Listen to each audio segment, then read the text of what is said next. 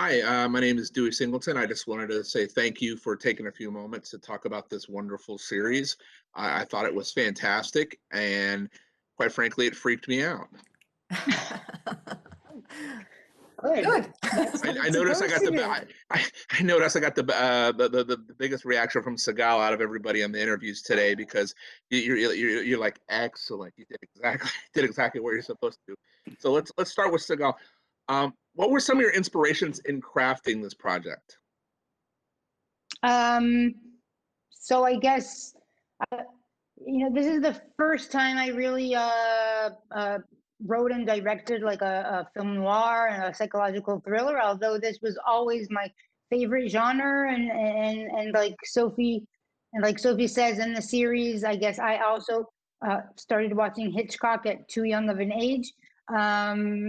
And so, I was inspired by Hitchcock, Polanski, David Lynch, and Jane Campion, very much on the erotic. I think Piano is one of the most erotic films I've seen. And I guess all of those things together kind of connected to, but again, it's only looking at it today that I can say, those are kind of the inspirations. It's not going through it that I kind of thought, ooh, this is this kind of, I guess, the information I have inside when dealing with this kind of genre.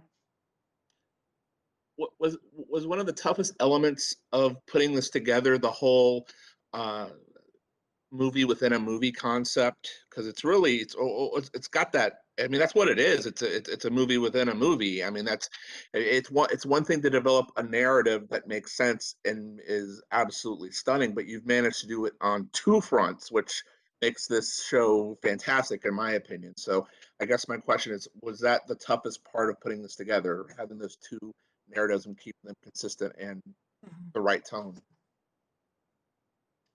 I think it was all kind of, I don't, like, I can't say that, that was the tough part because I wasn't really aware of it while writing. It kind of just kind of went through, and then I was like, I was writing. It kind of, I think, went pretty clearly writing. Maybe I think it was a bigger challenge to direct, to kind of make sure that it doesn't look too different and that they connect, and that it'll be something that still kind of confuses the viewer, and that it doesn't kind of take you out, or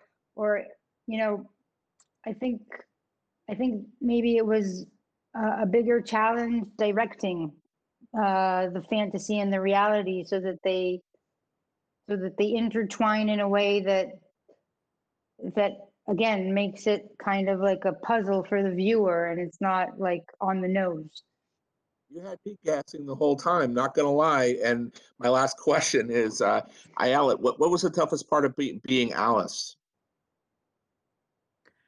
Um, I guess because Alice is such a diverse character, and she goes through many. That's right. She starts in a very specific place where she's down on herself as well, as a writer and as a creator, and then waking up and going into this journey, and then getting lost, and then getting really lost.